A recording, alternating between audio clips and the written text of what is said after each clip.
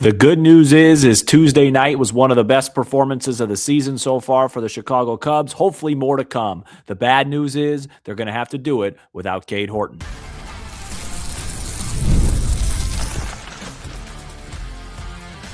You are Locked On Cubs, your daily Chicago Cubs podcast, part of the Locked On Podcast Network, your team every day. I'm Sam Olber, and you are Locked On Cubs, part of the Locked On Podcast Network, your team every day. Later on in the show, I know it says first we're going to talk Cade out for the year, but since the Cubs played so well today and it's been kind of such a negative beginning to the season, I want to start with a positive and talk about tonight's game first. So we'll do that. Then we'll get to Cade and just the fallout and everything that means for the Cubs, both in the present and in the future.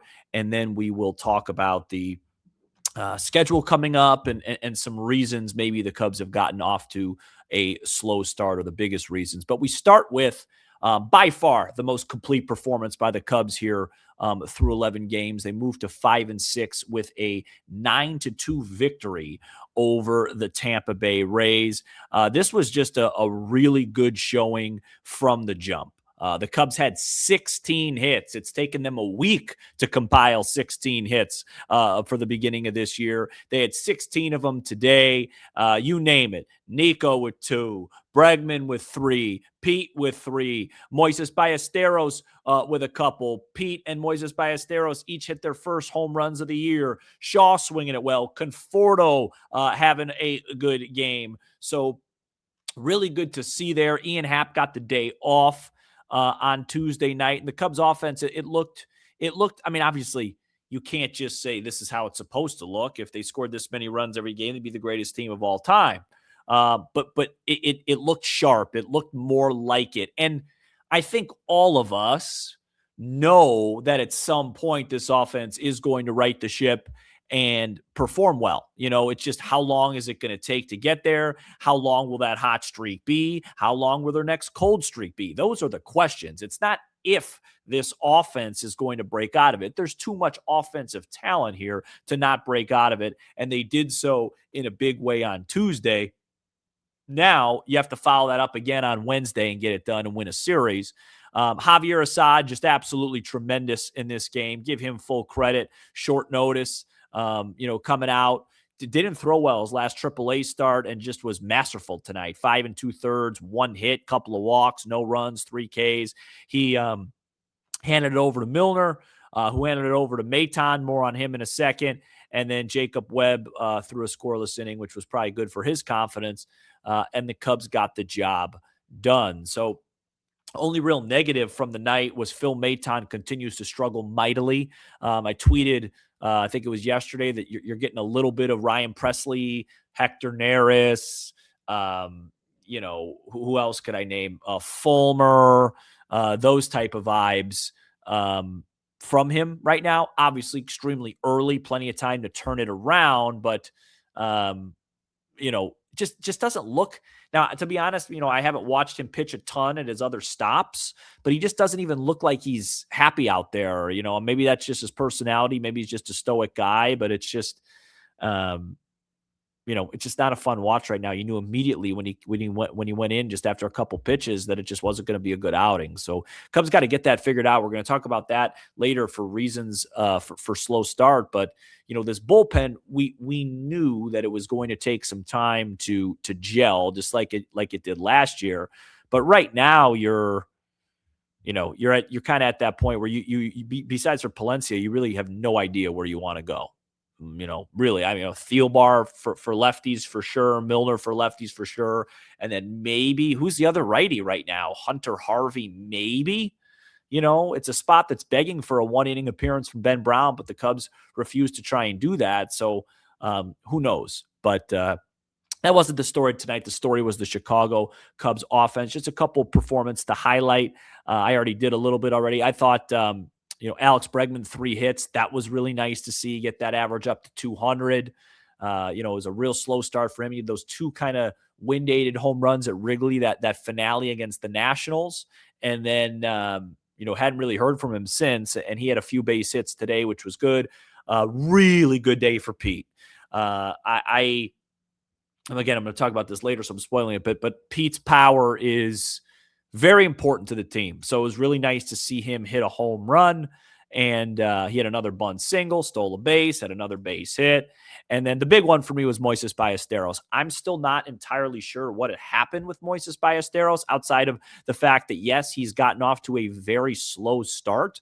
I didn't think that it was bench worthy. In fact, Craig Counsell, before the Cleveland series, even said it's too small of a sample size to judge him on. And he did hit 2 home runs that got knocked down by the wind on the first homestand, which I thought was a vote of confidence for Ballesteros. Then we didn't really see him. And I know the Cubs faced a lot of lefties, but we also didn't see him face some righties. And so maybe they were doing a little bit of a mechanical adjustment with him.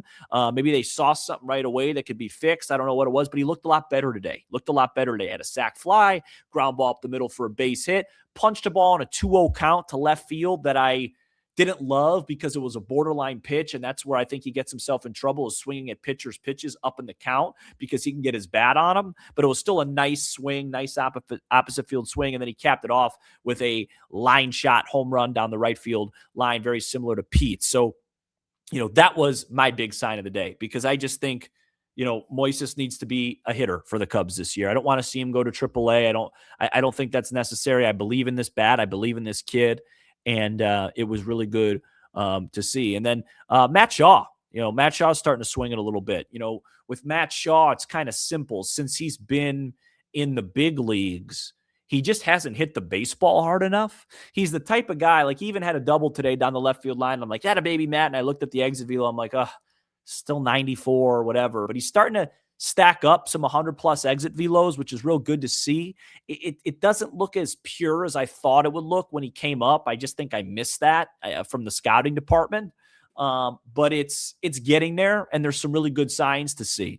And it'll be fascinating to see what they do when Seiya comes back Friday. Has Busch earned the right to stay in right field and Seiya DH? But then that would lose Moises Ballesteros ABs, who out of Shaw and Moises Ballesteros versus a righty, who are you more comfortable taking ABs from? For me, I still want to see Moises Ballesteros play every day versus righties. That's me. I don't know what you guys think, but that's where I'm at. I just think there's a real talent there, a real hit tool, but he's got to prove it. He's got to hit better. He's not off to a good start. And of course, it wouldn't be a Cubs 9+ run game without a Nico Hoerner emotional base hit. With a runner in scoring position. So that was really good to see. Cubs moved to 5-6. I believe the Brewers got beat tonight. They lost 3-2. So Cubs get a game back there, which is always nice to see. I think the Reds won though. So I think the Reds and Brewers right now are 8-3. So they're off to good starts, but early days on that. Cubs right now have a lot to just worry about themselves before we get to the Memorial Day checkpoint. You start looking at the standings, and the biggest thing that they have to worry about, unfortunately, is that it was announced that Cade Horton will miss the rest of the season. He's going to be getting elbow surgery. We talk about that and what that means coming up next. Hey, this is Jeff Carr from Locked On Reds, and when it comes to our futures, we all have great ideas when it comes to our job, when it comes to our house, when it comes to our vehicles, all that great stuff. But honestly, when it comes to securing that future, I don't know what I don't know. And when me and my wife sat down to figure out the life insurance thing, Ethos made everything simple. Everything's online, you have a quick and easy application process, and you find out exactly what you need for coverage all in one spot. Ethos makes everything so convenient when it comes to learning about your own life insurance, because insurance is something that is far beyond batting average or on-base percentage. It's way out in left field for me. Ethos made it all easy. Take just 10 minutes and get covered today with life insurance through Ethos. Get your free quote at ethos.com/LockedOnMLB. That's ethos.com/LockedOnMLB. Application times may vary and rates may vary.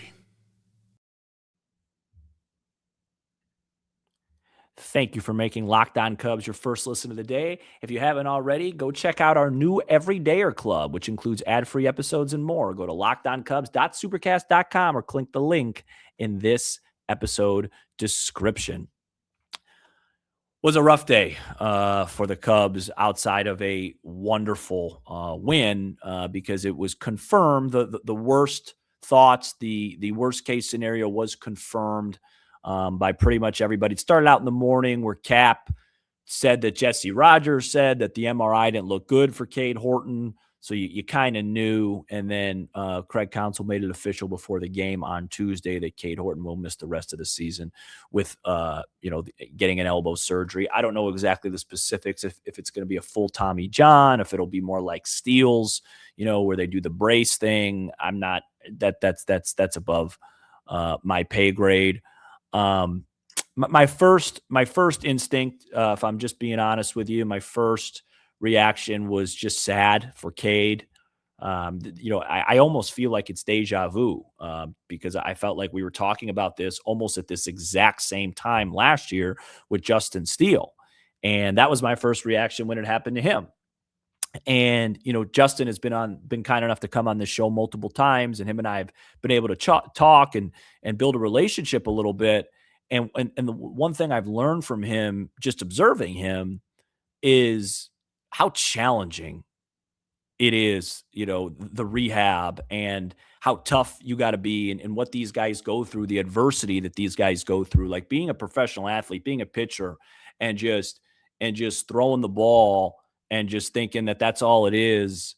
It's hard. And not knowing that anytime, look at Steele last year, strikes out 10 against the Rangers. Boom. That was the last time we've seen him until he comes back later on this season.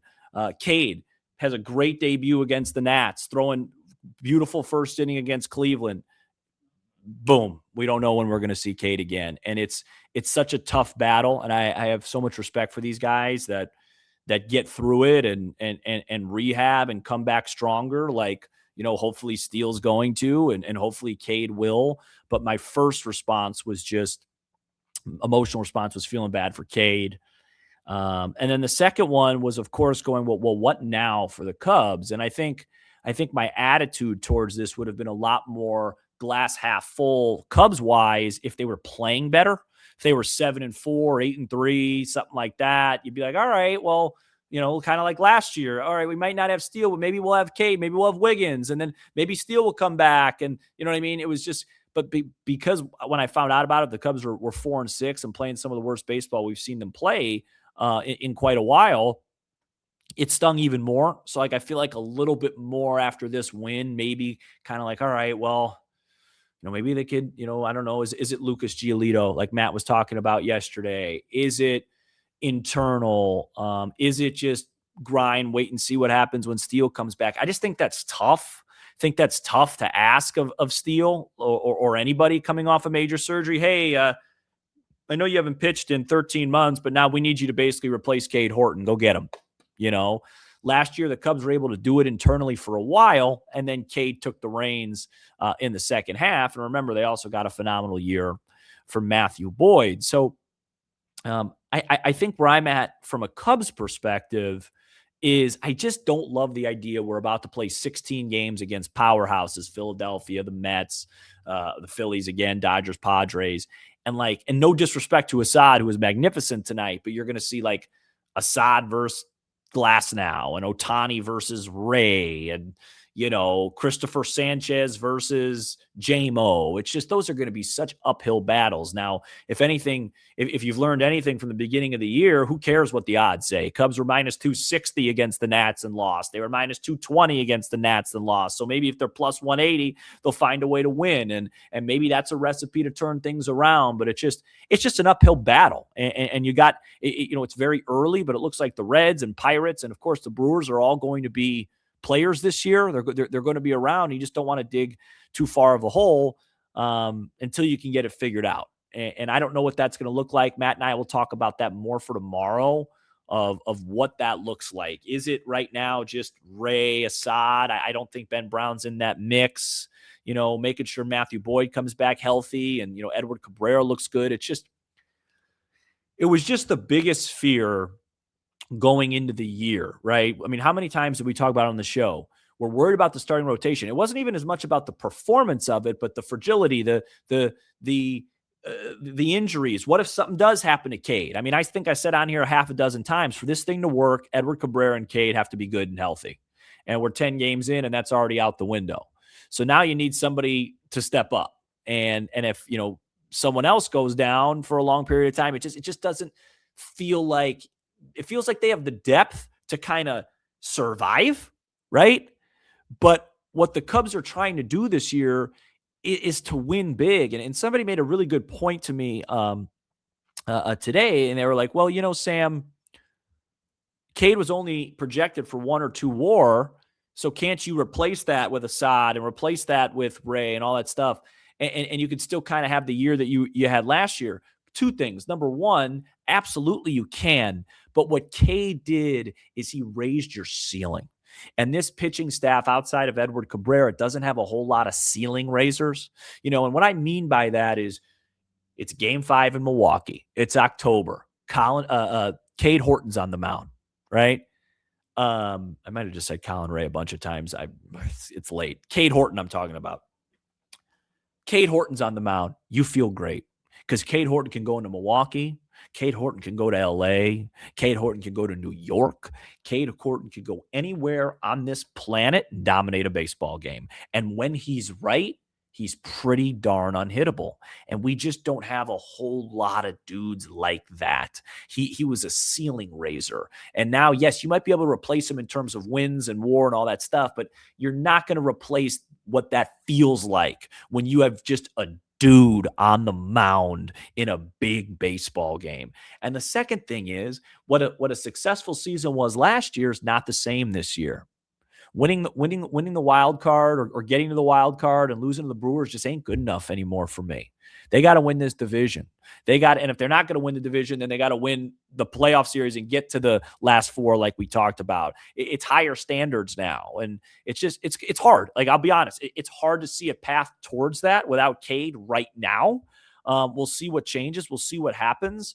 And the other thing to add, the Cubs farm system isn't what it was. They're not going to make another huge farm trade. I just doubt it and jeopardize their future right now unless they're really rolling at the deadline. So we'll see what happens. We'll see how they decide to, replace Cade. I think it's going to be internal here for a while. But really the takeaway from me right now, I feel for him. I don't know how long it's going to be. I've read that second Tommy Johns could be like even longer than a year, but if this isn't that, then it would be like a 12 to 13 month thing. And, we don't know when he's going to pitch again. And that stinks. And it's his second major elbow surgery and it's just tough. I wish there was something we could do faster as a sport to get these injuries down a little bit, because it's just everywhere you look, you got these arms going down, and no exception are the Chicago Cubs, and that's really tough. So Cubs got the win today. Obviously, it has been a slow start. I want to talk about a couple reasons why, and I want to tell you about a conversation I had with my friend today, and I want to see where you guys are at on that. We'll talk a little bit too about the upcoming schedule, all that coming up next, so don't go anywhere. This episode is brought to you by Gametime. MLB season is back, and you can feel it. Fresh starts, big expectations, and that first crack of the bat. Whether it's a breakout rookie or division race that goes down to the wire, there's nothing like being in the ballpark for it. The only problem? Getting tickets can feel like a grind. Long queues, surprise fees, prices jumping at checkout. That's where there's Gametime. The Gametime app gives fans the advantage with constant innovation. It's how you unlock amazing tickets and experiences in just a few taps. It's simple to use. The Gametime guarantee means you get 100% authentic tickets delivered on time at the best price. And here's the best part. Fees are included in the price you see. What you see is what you pay, period. The seat views feature is huge. You could see exactly the view, so you don't have to worry about being blocked by a pole or have a bad view or anything like that. It's so fast. It's so easy. 2 taps and it's done. No stress, no hidden fees, just great seats in minutes. That's what makes Gametime So easy to decide last minute to hit a game. Take the guesswork out of buying MLB tickets with Gametime. Download the Gametime app, create an account, use code LOCKEDON for $20 off your first purchase. Terms apply. Again, create an account, redeem code LOCKEDON for $20 off. Download the Gametime app today.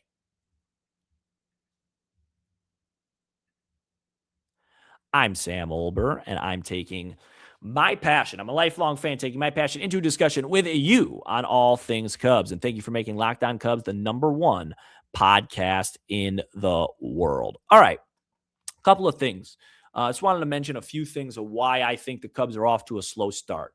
The #1 thing for me, I had this tweet yesterday. He hit a home run today. In his last 75 games, Pete has 5 home runs, right? Which is like a 10-plus home run pace. In that same time, his OPS is hovering right around 600. This team simply is just not dynamic when he's not dynamic. This team is simply not dangerous when he's not dangerous. He needs different power. I went on this rant actually the day, of course, before he had 2 home runs in the World Baseball Classic. But when this team was special, when this team felt like they could do things that we'll remember forever last year, it was because PCA was hitting the ball out of the ballpark. I had Alex Cohen on the show. First thing I said, anything surprising you about PCA? Yeah, the power. That can't be a surprise anymore. It has to be an expectation. He's never going to be a high on base guy. I'm never going to expect him to hit 320 and have an on base of 390. But I do think that power is real. I do think it's in there, and we need him to be a 25 to 30 home run guy. Same with Bush. I think Bush is just more of a slow start. He'll get going. He hit about 5 balls today or 4 balls today that just died at the track. So they got to get that going. Really good start to do that on Tuesday night. The other really big thing I wanted to talk about in terms of reasons for a slow start, because it's not starting pitching, was just the bullpen right now feels very unsolved. And to be fair, it felt like this last year at this time. So I don't really feel like the Cubs have a right-handed pitcher that they feel good about out of the bullpen right now, besides their closer in Palencia. That's a problem. And it cost them because, we're such an early part of the season here where, let's say you felt good about one of those two things, you flip a game, you're 6-5 or 7-4, you totally have a different feel. That's why the earliness of the season, so many things could change. I wanted to share really quick before we get into the schedule. I was talking to one of my good friends today who's a diehard Cub fan, watches every game, and he watches this show a lot. His name's Jeff. Shout out Jeff. And he was telling me, basically kind of confirming what I had been saying on the show, that even before the first game of the season, or like right during it, he just felt like it wasn't the same vibe, same excitement as usual. Like he's like me. He's usually kind of pacing, real nervous game one. He was like, just kind of felt flat, and that can't be like performance wise, because the season hadn't really gotten started yet. And one game's not going to do that to you. And I felt the same way. I've talked about it on the show. It's just the games tonight felt good. Tonight felt, I'm never going to not be into a 9-2 Cubs win, but like just the energy felt off. His reasons were maybe they didn't show enough spring training games. Maybe it was because they had success last year and it kind of felt like 2017. Hey, you're coming off a World Series, so you're going to be there at the end, but they didn't win the World Series last year, so it shouldn't feel like it. I just want to know what your guys' thoughts are, why the energy could feel down. Is it just performance related, or is there something else maybe that we're missing? Because I feel the same way. And personally, I thought it was because of Illinois. I was just like, I'm just into Illinois. When Illinois is done, I'll ramp back up. But I haven't been as into it as I typically am from a fan side. From a podcasting side, I've been locked in. But from a fan side, I haven't had that juice or that edge that I normally have. And I wonder if you guys, A, feel the same way, and B, I wonder why. Is it because expectations are just higher and we expect them to be there in the end? I mean, that would be a great reason. I sure felt it today, though. Especially when Pete and Moises Ballesteros got into those baseballs. I felt it today. Last thing before we get out of here today, I want to talk about the schedule. I know Matt did a little bit as well on his show. I think one of the reasons Matt and I have kind of hit the table for, hey, this beginning of the year, it's more than just a slow start, is just because of what they have coming up next. I mean, after the Pirates at home this weekend, they go to Philly. Then they host the Mets. Then they host Philly for 4. Then they go to LA. They go to San Diego. That's a 16-game gauntlet right there.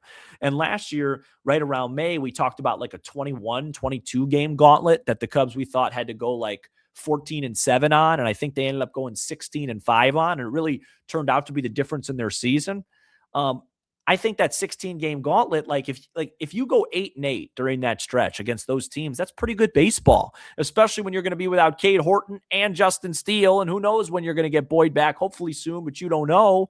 I mean, it's hard to win in Philly. It's hard to win in LA. Cubs have done it a lot lately, but it's hard. It's hard to win in San Diego.